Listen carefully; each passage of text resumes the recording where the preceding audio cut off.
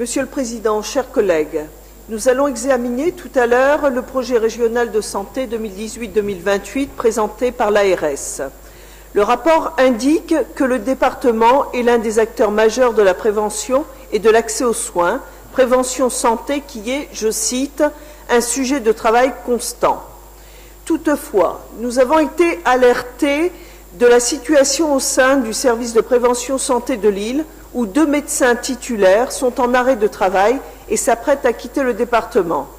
Nous vous avions également sensibilisé sur la situation des agents du service de prévention santé de Roubaix-Tourcoing qui ne bénéficient pas de la revalorisation du régime indemnitaire de grade alors qu'ils interviennent auprès de publics fragiles sur un territoire particulièrement difficile.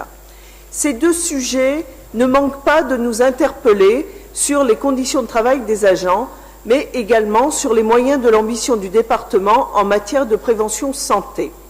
Je pourrais également évoquer la fin des dépistages anonymes et gratuits au sein de plusieurs services de prévention santé de la Vénois et du Cambrésis, ce qui pose la question au regard de la recrudescence constatée des maladies sexuellement transmissibles. Le manque de médecins est une explication qui revient fréquemment. Se pose la question de la politique de recrutement. Comment rendre attractifs les services départementaux pour les professionnels de santé qui souhaiteraient y faire carrière? Vous dites ne pas trouver de médecins, mais nous avons des retours de médecins qui disent ne pas avoir de retour sur leur candidature.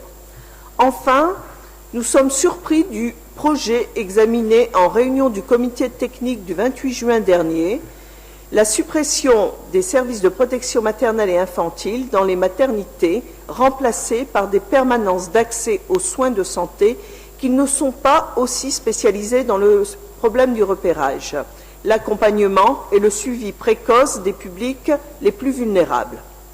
Cela ne manque pas de nous interroger sur la cohérence entre votre communication légitime sur la prévention et le fait de dévitaliser ou de supprimer des services qui sont au cœur de cette prévention santé. Ce qui est clair, c'est que la politique de santé n'est pas à la hauteur de la crise sanitaire et des besoins de notre territoire. Il faut changer de braquet et sortir d'une gestion de la pénurie. C'est pourquoi nous vous demandons si les services de proximité de prévention santé seront toujours considérés comme une priorité départementale dans le cadre du futur schéma santé-bien-être en cours d'écriture, avec, comme nous l'espérons, de véritables moyens. Merci de votre attention.